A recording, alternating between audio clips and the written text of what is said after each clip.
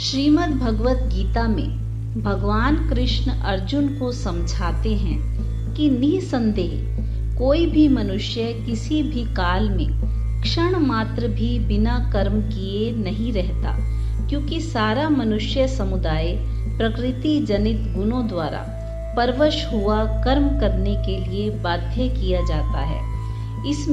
इस श्लोक में भगवान ने यह भाव दिखाया है कि उठना, बैठना, खाना, पीना, सोना, जागना, सोचना, मनन करना, स्वप्न देखना, ध्यान करना, समाधिस्थ होना और सब के सब कर्म के ही अंतर्गत आते हैं। इसलिए जब तक शरीर रहता है तब तक मनुष्य अपनी प्रकृति के अनुसार कुछ न कुछ कर्म करता रहता है।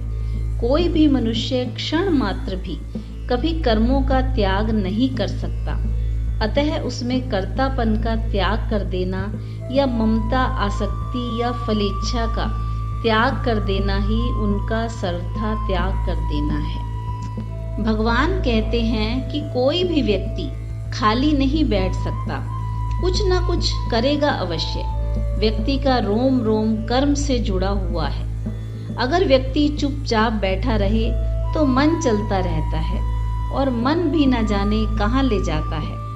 एक किस्सा है कि एक बार रेल यात्रा में दो व्यक्ति किसी बुद्धिजीवी के सामने बैठे थे।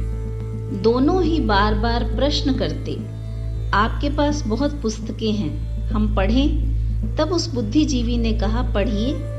पुस्तक ली और उन्होंने थोड़ा देखने के बाद उसको रख दिया। आगे स्टेशन आया, एक व्यक्ति उतर गया। अब दूसरा व्यक्ति अकेला रह गया तथा बार बार उस बुद्धिजीवी से प्रश्न कर रहा था।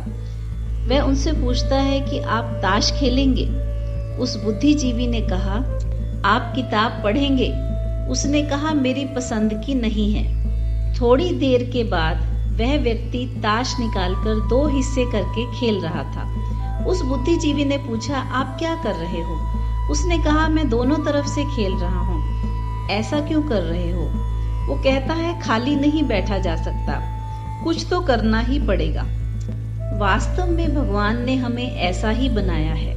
कर्म तो जीवन के साथ लगा हुआ है। नदी तब तक गतिमान है जब तक उसका जल निर्मल है। यदि गति रुक जाएगी तो दुर्गंध आनी शुरू हो जाएगी। इसलिए रुकना नहीं, चलते रहें। जो चला उसी ने जीवन का माधुर्य प्राप्त किया। चलने वालों ने ही जीवन का मीठा स्वादिष्ट फल प्राप्त किया। देखो, सूर्य को सदैव गतिमान है। चंद्रमा की शीतलता से ही संसार है। तुम भी रसपूर्ण होना चाहते हो तो चलते रहो, गतिमान रहो। जय श्री कृष्ण।